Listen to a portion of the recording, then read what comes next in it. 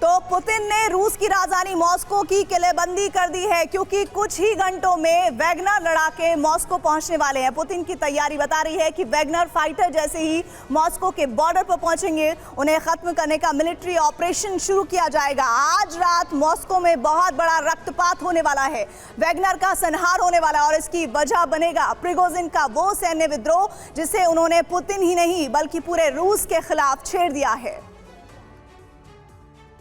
От боевых товарищей, которые сражаются сейчас на фронте. Еще раз подтвердили много нового.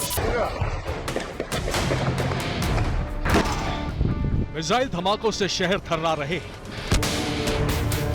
आसमान बारूदी आग से भरा हुआ है। ब्लास्ट के बाद आकाश में काला धुआं भरता जा रहा है, हवा में उड़ते हेलीकॉप्टर तबाह हो रहे हैं, एयरक्राफ्ट आग का गोला बन रहे हैं।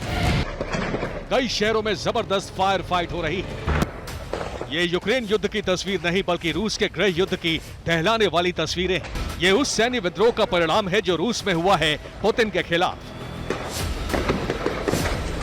पुतिन की सेना के खिलाफ, पुतिन के रक्षा मंत्री के खिलाफ, पुतिन के सेना अध्यक्ष के खिलाफ, पुतिन की वॉर पॉलिसी के खिलाफ। रूसी रक्षा मंत्री और सेना अध्यक्ष के खिलाफ कई महीनों से जहर उगल रहे वैगनर चीफ प्रिगोजिन ने हथियारों के दम पर बगावत की सबसे बड़ी बिगुल फूंक दी है। प्रिगोजिन के ऑर्डर के बाद वैगनर लड़ाकों ने सबसे पहले रोस्टोव और फिर वोरोनिश पर कब्जा कर लिया। सिर्फ शहर पर ही नहीं बल्कि सरकारी इमारतों, ऑयल डिपो और सैन्य अड्डों पर भी कब्जा कर लिया। वैगनर चीफ ने रोस्टोव और वोरोनिश में अपना गवर्नर भी नियुक्त कर दिया। रोस्टोव के गवर्नर बाइबर को बनाया गया है तो डोलिक को वोरोनिश का गवर्नर घोषित किया गया है। अब इन दोनों शहरों में रूसी सेना और वैगनर फाइटर्स के बीच जबरदस्त फाइट हो रही है। वैगनर ने रूसी सेना के 4 हेलीकॉप्टर को इस तरह मार गिराया। इतना ही नहीं, रूस के 3 एयरक्राफ्ट को भी ढेर कर दिया। रूसी रक्षा मंत्रालय के एक विमान को भी धराशायी कर दिया गया। वोरोनिश में रूस ने ऑयल डिपो पर जबरदस्त स्ट्राइक की। इस डिपो पर वैगनर ने कब्जा जमा लिया था। इस वक्त दोनों तरफ से बमबारी हो रही है। रूस के अटैक हेलीकॉप्टर वैगनर को टारगेट कर रहे हैं। रूसी सेना ने वैगनर के काफिले पर कुछ इस तरह से बारूद बरसाया। आसमान में रूसी फाइटर प्लेन गरज रहे हैं, जमीन पर मौजूद वैगनर पर बारूद बरसा रहे हैं। रूसी फौज प्रिगोजिन के उस विद्रोह को कुचल रही है जिसकी शुरुआत डोनेत्स्क से हुई।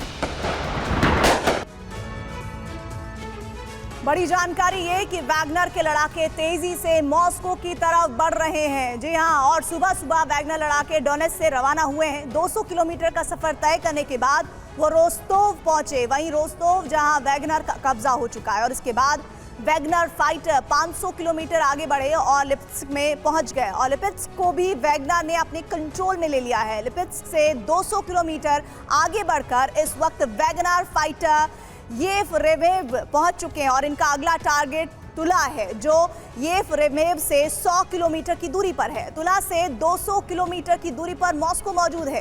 वैगनर सेना का यही अंतिम टारगेट है और इसी को फतह करने के लिए प्रिगोजिन ने शस्त्र सैन्य विद्रोह छेड़ दिया है। प्रिगोजिन सेना तेजी से मॉस्को की तरफ बढ़ रही है। रास्ते में कई जगहों पर रूसी सेना के जवान वैगनर के साथ आ गए हैं।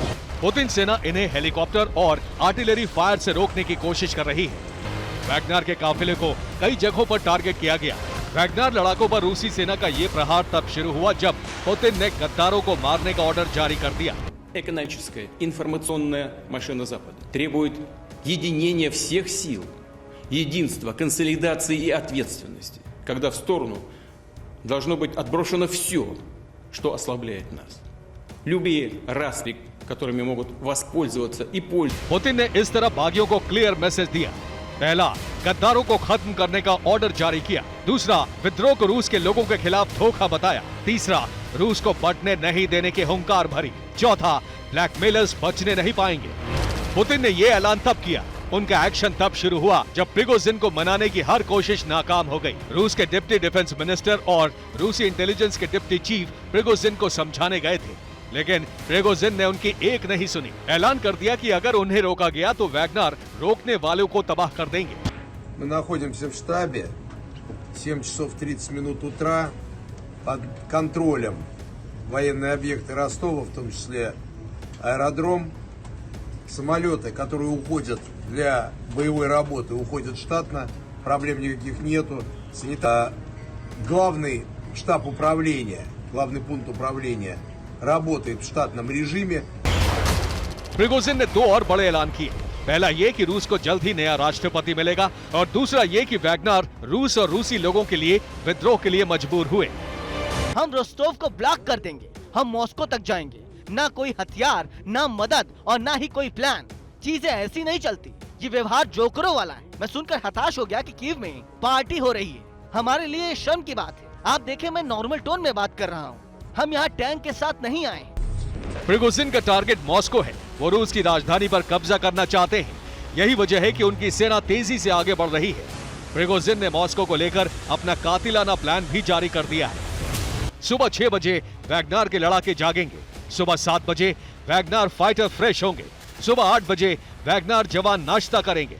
सुबह 9 बजे रशियन मिलिट्री हेडक्वार्टर पर अटैक होगा। दोपहर 12 बजे रक्षा मंत्री सर्गेई शोइगु को गिरफ्तार करेंगे। दोपहर 12 बजे वैगनर लड़ाकों के लिए कॉन्सर्ट। रात 9 बजे रशियन आर्मी चीफ गेरासिमोव का खात्मा।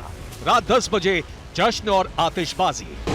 रोस्तोव और वोरोनिश में अब जगह जगह टैंक और आर्मर्ड व्हीकल्स नजर आ रहे हैं। इन दोनों शहरों के हर एंट्री पर वैगनर लड़ाके माइंस लगा रहे हैं ताकि रूसी सेना अंदर न दाखिल हो पाए। रूसी सेना भी एक्शन में है। रोस्तोव और वोरोनिश को चारों ओर से घेर लिया गया है। जिन इलाकों पर वैगनर का कब्जा है वहां चीचन लड़ाकों की टुकड़ी भी पहुंच रही है।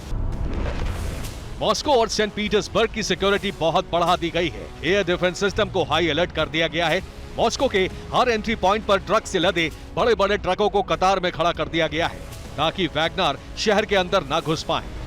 पुतिन के ऑर्डर के बाद वैगनर पर भीषण प्रहार हो रहा है। बावजूद इसके वैगनर लड़ाके मॉस्को की तरफ बढ़ रहे हैं। जाहिर है इस विद्रोह का, इस जंग का अंजाम बहुत ही खतरनाक होने वाला है। पुतिन ने जो ऐलान किया है वही होने वाला है। वैगनर का नामो निशान मिटने वाला है। Bureau report, TV9 Bharatvarsh.